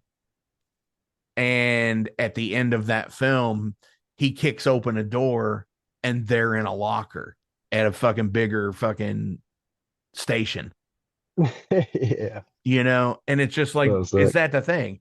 Or like the one where the universe was the little fucking necklace on the cat's fucking Yeah, dude. thing, Yeah. and Still it's think just like about it that. stands to reason. I've got this fucking D20 here. Yeah, it's fucking made of fucking copper, but what the fucking, are there any fucking organisms in that shit, Yeah, that see it like microscopic? that. Yeah, See it as a that's their fucking universe. galaxy. Yeah, dude. It's the really how small we are is what's Sure. crazy. It's like Yeah. we think we're all giants. So it's like you zoom out, like we're tiny, really. I mean, to us, we probably all feel big, but it's like, really, how big are we? You know? Dude, I look at things like on this planet, so taking like outer space, and yeah, like the first thing that comes to mind is fucking Space Odyssey by fucking David Bowie. Dude, yeah. Dude, fucking, he's on a fucking mission and he fucking never comes back. David Bowie is like, man, he's the reason. Him and Jim Morrison are the reason why I ever even started doing music. I could get that. I can get behind And that. of course, Dark Side of the Moon too. Dark Side of the Moon to me, I still, for as long as I can remember, I've been saying that's the greatest album ever written. I could be wrong, but to me, that album has No, I saved think me it many stands. I times. think it stands to reason that it is, because I think only until like 2020 did it drop off of the Billboard chart. It Yeah, had been that on is there insane. consecutive since Yeah, its release. yeah. It's like, and Alan Parsons produced it, so it's like Hmm. that dude knew what he was doing. Alan Parsons project too, man. That all their music is insanely smart, fascinating, and Dark Side of the Moon specifically is just again ever since I can remember, man. That album front to back is just Oh yeah, it's it amazing. never gets old. Just just on like being a musician and somebody who's into like the making of albums on like a tabloid level, like I am. Like, you give me a documentary on a fucking album and I will watch it. I don't care who it is. Sure, It could be goddamn Garth Brooks, and I would hell watch it yeah, just to see yeah, how their system works. And it's like, what can sure, I use from their system that would aid me in doing this? So like Eagle Rock had an amazing series of what they called classic albums. And they've got like Bad Out of Hell, Asia, fucking Ace of Spades, the Black Album, British Steel, fucking more the Doors. They got one for Morrison Hotel, they've got one for LA Woman, which I think is an amazing fucking album it is. for being recorded by guys who were not even fucking on a civil level, Right. you know. And so yeah, like I totally feel the connection with the Morrison aspect. The just the way I write in is a lot like my own adaptation of how Morrison would write. Yeah. Yep. And because I look at it as like a critical thinking exercise. And Yeah.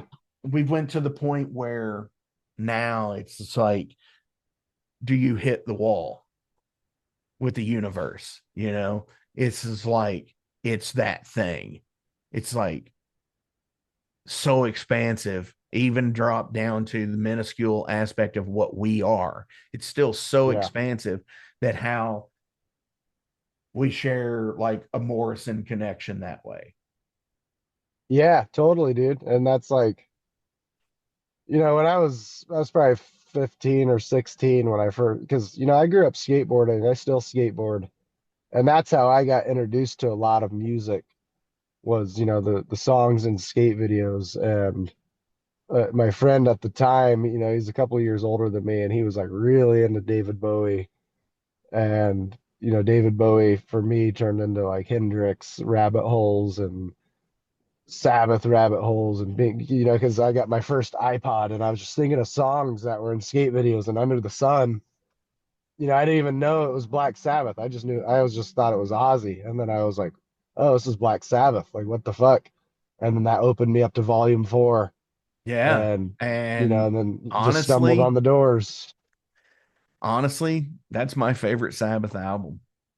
It's so good, man. It, It's I so hard mean, to choose, man. Like I it go really in is. between volume 4 and Technical Ecstasy because it was so different and just so kind of out there, and like smokier and Yeah. more. I don't know how to explain it, man. I mean, every And then album you've they've got Never done is Say so Die, good.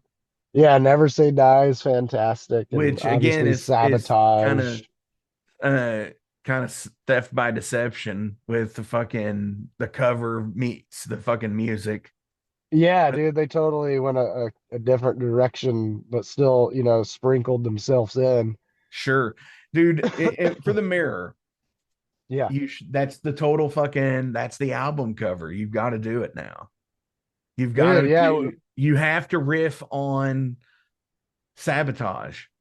Well, I've considered that. There's a couple ideas I have. I'll go ahead and spill the beans and kind of say my ideas because there's one where I want to either take it of all of us in a mirror maze, kind of ripping Like in the on fun house. Sabotage. Yeah, like it, and it just because it's everywhere, it will be everywhere.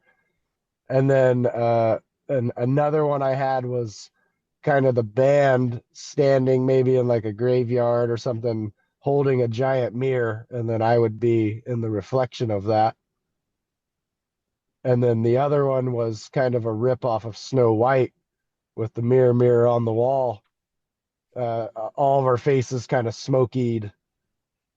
warped, green, evil, kind of in a cool little picture mirror frame that my fiance has because she's a photographer too, and she has like all this, all of her grandparents were 100 years old, like they're all very old, so they have all these relics of theirs still. And she's like, I have this perfect mirror Dude, that's that awesome. we could get your faces in and make it all sick. And then we're also thinking like, how could we make it reflective so when the person's holding it they can see themselves in it, You fucking bing, you read Yeah, my dude. mind. You read my mind. I was immediately when you're saying like with your faces in the mirror, I was immediately thinking of Uriah Heep's Look at Yep. Yourself. Yeah, dude. Yep, exactly. Yeah, or like Yeah. maybe And if it like, opens up or something. dude, that would be cool because like that's something that's never not been done in like this like current resurgence of vinyl. Yeah, you get like foil fucking names like Yeah, like foil stuff from people, but like having like a foil fucking silver mirror be so sick, dude. Or or like insert mirror or something. hey, here's the thing. And I can cut this part out if you want to use the idea is I know a guy who makes the party mirrors that all these other bands have. Hey. So what about basically doing a party mirror and a download? Yeah, see, yes, shit like that. Yeah, That exactly. would be rad, dude. We're trying to get like outside of the box, like where it's like, what's That's too good of something an no idea. I'm one's cutting that out. no okay, that's fine with me. Yeah, that is good. Um, Um, like or if you open the vinyl and it's like the flap is open and maybe we have like an actual mirror somehow engraved into it. So it's like you open up the vinyl that would be or cool. or the record or whatever, and then there's the big ass mirror and you're just like looking at yourself and maybe have it say something like look at yourself or something. Sure, yeah. Like here's a cool here's one that I thought was cool is I've seen where people do like mirror art and like where they'll take like a Dremel tool and they'll be just like and like would carve like pictures onto the mirror glass. Oh yeah, yeah, yeah. Damn. Yeah, that would be. Yeah, that's the thing. It's like, how the fuck do you get them made? You know, like something Yeah, like that would be exactly. Yeah, so it's like sick, you'd have to dude. like it's such a niche market. Yeah, it's like, hey, because we have a guy that he did our Devil's Night graphic. He's in Brazil, and then it ships off to Ohio where we get our records pressed. And I'm like, maybe if I got a hold of them and kind of shot them my ideas, like if they would have something that, fuck, dude, even a mere vinyl, like one of one, Mm, like something cool like that, just something just way out there, obscure that would make somebody be like, whoa, the I got to get stamping that. plate. Yeah, dude, that would be The fucking great. stamping plate is silver, so That is true. and it would be technically two because you'd have the A side and the B side. Yeah, yeah, exactly. Yeah. Yeah, Boom. so we're That trying to we're which trying to would suck because you'd have to have research. fucking a second stamping plate made if you ever had to Yeah, repress it. dude, that shit would probably be so expensive too, my God. And that's just all we're trying to do right now is kind of like remind people that we're still here. Because Sure. again, Sign of the Times did insane. And then Devil's Night just kind of disappeared into the shadows. And to me, I felt like it was our greatest work because it was our first concept album, start to finish. It's just a story. And I think where maybe we went wrong is, originally I thought of the idea of like each song, because of how long they are, I'll use our song Watch Them As They Die. It's about 10 minutes long, but really it's three songs. And I Sure. originally thought of doing like Watch Them As They Die medley or Watch Them As They Die part one, two, three. So people think they're just different songs rather than like, damn, I got to sit through fucking 10 minutes of this damn song, You you know, know? that's interesting because I've got a couple of songs that way where I've sectioned them off. Kind of like Yeah. if you have an early enough printing of like Paranoid the album, it's like War Pigs, Luke's Wall. Yeah. Yeah. Yeah. Exactly. And like the interesting thing is I've done that and seeing like royalty uh like fucking like plays and shit like that is how in the fuck do when you have uh like gunslinger last rites and they have different play amounts. Yeah, dude, that is true. Yeah. That's a That's weird funny. thing to me. So like that's what I've always saw with that. But dude, Derek, it's getting late for you, for me. We're doing the thing and all the stuff on our way out today. For one, I want to say thank you. This has been awesome. I need to catch you all again, maybe bring you Fuck all yeah. down to Louisville. Would be down. We played Magbar a few times. We love it. Hell yeah. And that's probably where it would be. I'm down, dude. Yeah, man. Well, I Hell yeah. appreciate you, dude. This was great, man. This is a lot of fun, and It is. And yeah, I we'll really appreciate totally, it. totally have you all back, man. This has been like an Sick. awesome conversation. Fuck Um, yeah, man. on our way out today from ancient days, what do you want to play? Uh, I think let's go way deep cuts. And I'm gonna say I'd like Night Stalker. All right. Here it is. Night Stalker. Dig it.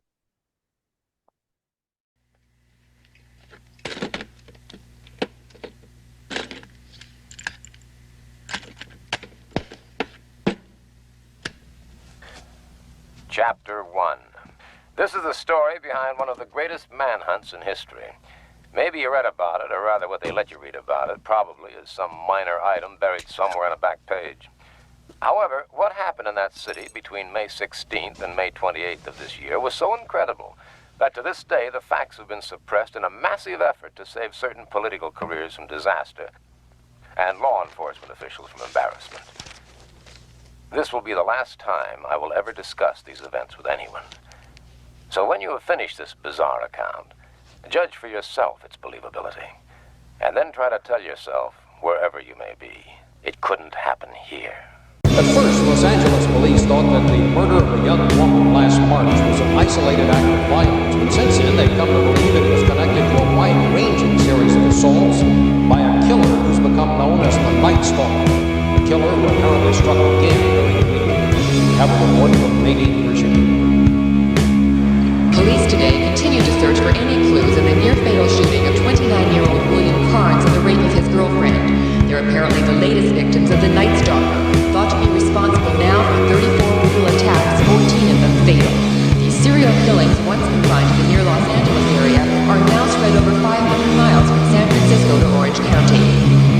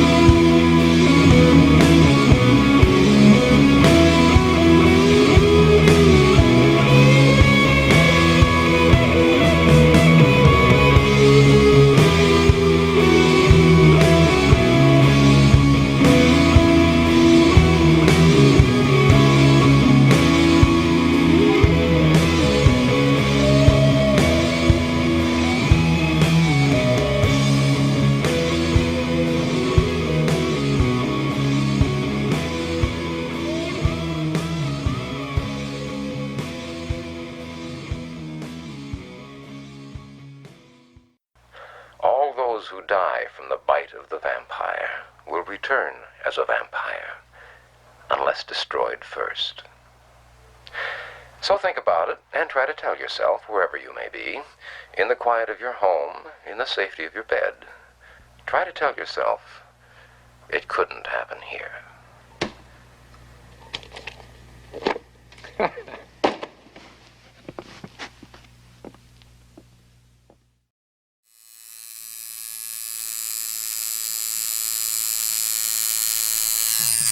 Hey metalheads, you like tattoos? Of course you do. If you're in the Louisville, Kentucky area, come on over the bridge to Clarksville, Indiana, and get you some ink done at Ageless Art. If ink isn't your thing, they have a piercing studio as well.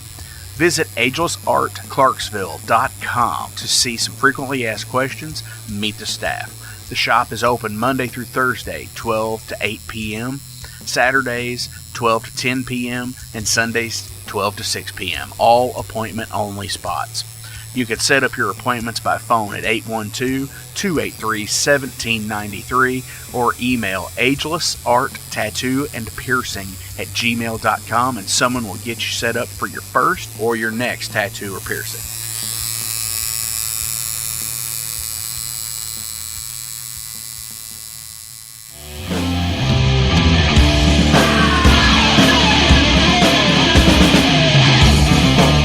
Hey metalheads, after going to a rager, what's your ultimate go-to? Mine is totally pizza.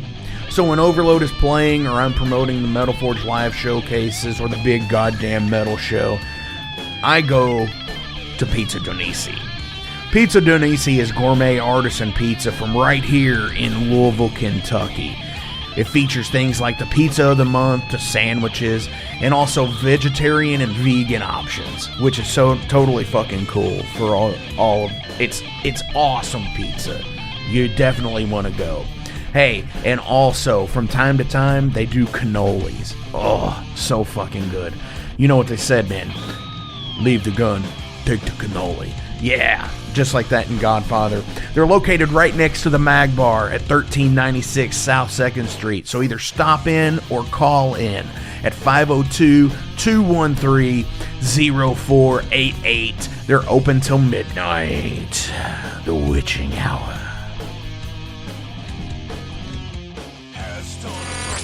Heineken! Fuck that shit! Pabst Blue Ribbon!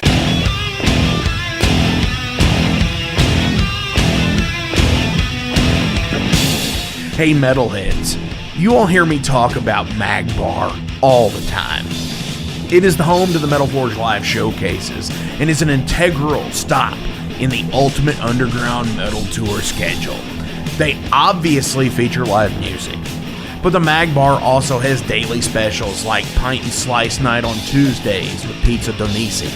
But they also do Bring Your Own Vinyl on Thursdays with DJ Kent Jackson, and Finer Things Sundays. Located right next to Pizza Donisi at 1398 South 2nd Street, open 3 p.m. to 4 a.m. 7 days a week. Get your asses out to the Mag Bar. Rock out.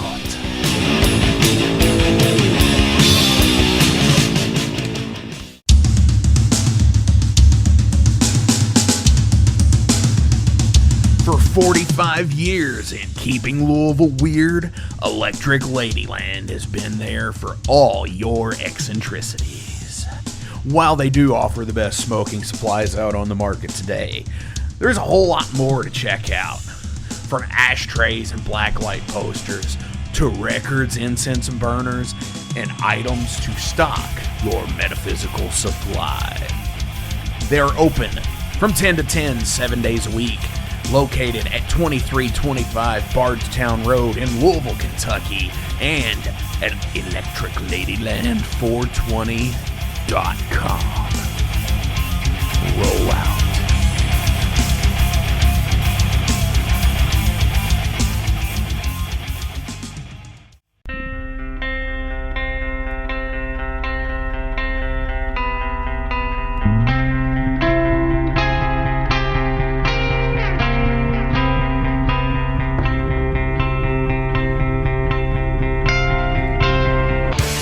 In 2017, one man's vision and passion for all things metal started out as a record store in his house. Years later, the fight against a mainstream empire continues as Shade Beast. An independent metal collective and online store based in Athens, Georgia, is the world's premier heavy metal brand for music heads that value authenticity over the mainstream acceptance. Featuring original t-shirts from some of the best underground artists, as well as stickers, posters from the Shade Beast Presents concert series. Unique, one-of-a-kind collectibles and small curated selection of vinyl and cassettes from the masters old and new. Visit shadebeast.com and enter promo code SithLord for free domestic shipping on your first order, whether you're a new customer or returning. And be sure to join the Shade Beast social groups on Facebook and the interwebs to keep up with the new release announcements and talk all things metal and Star Wars. You'll never find a more wretched hive of scum and filth.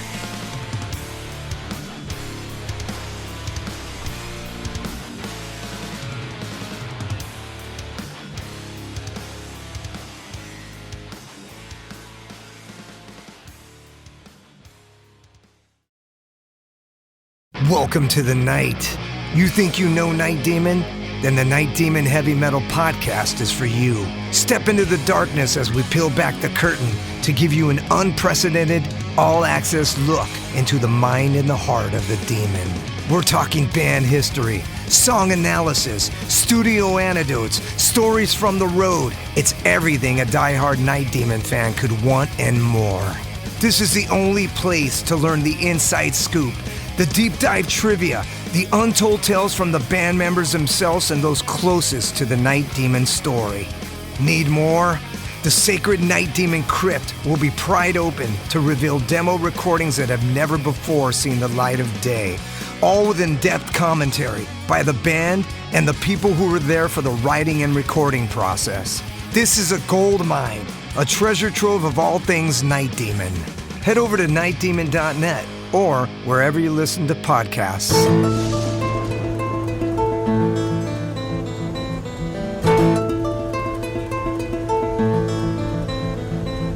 Since 2013, there has been a calling from the underground, from the graves of all those unholy, and they decided to make a zine to talk about all of this.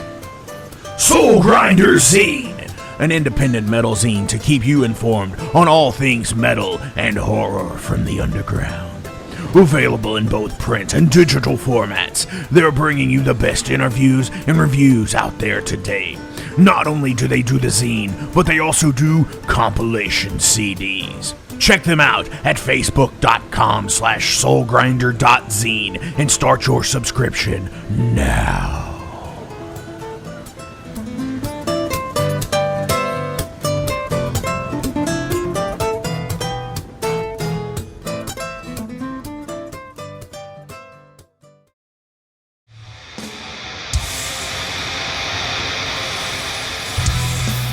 Hey everybody, let me tell you about the new sponsor to the Metal Forge, Unchained Tapes. They're an independent Pennsylvania tape label. They focus on extreme metal and punk with a killer approach to the tape scene. Visit their web store at unchainedtapes.bigcartel.com now to get your fill of tapes. And for being a Metal Forge listener, enter the code METALFORGE10 at checkout to get a 10% discount on your total purchase. That's unchainedtapes.bigcartel.com.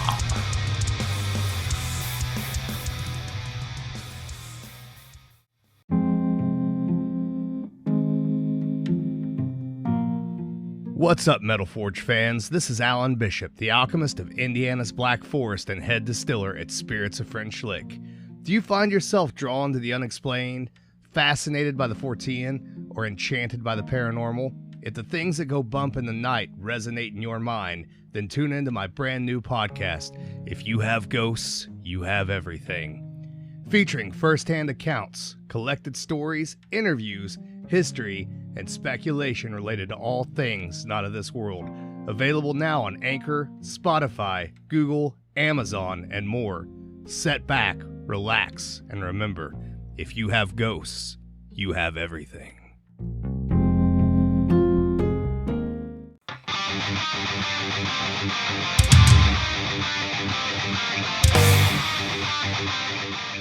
Hey, let me tell you guys about Mercenary Press. They're an independent London label and distributor of all things metal. Mercenary Press delivers the goods from their own independent zine. Trust me, you're going to want to get in on that. To distributing various bands from all over the world, including Cramp from Spain and Sadistic Force from Texas. Visit mercenarypress.bigcartel.com to find out what all they have in stock and what you can order.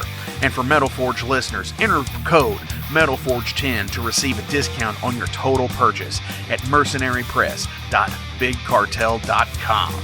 Check it out now.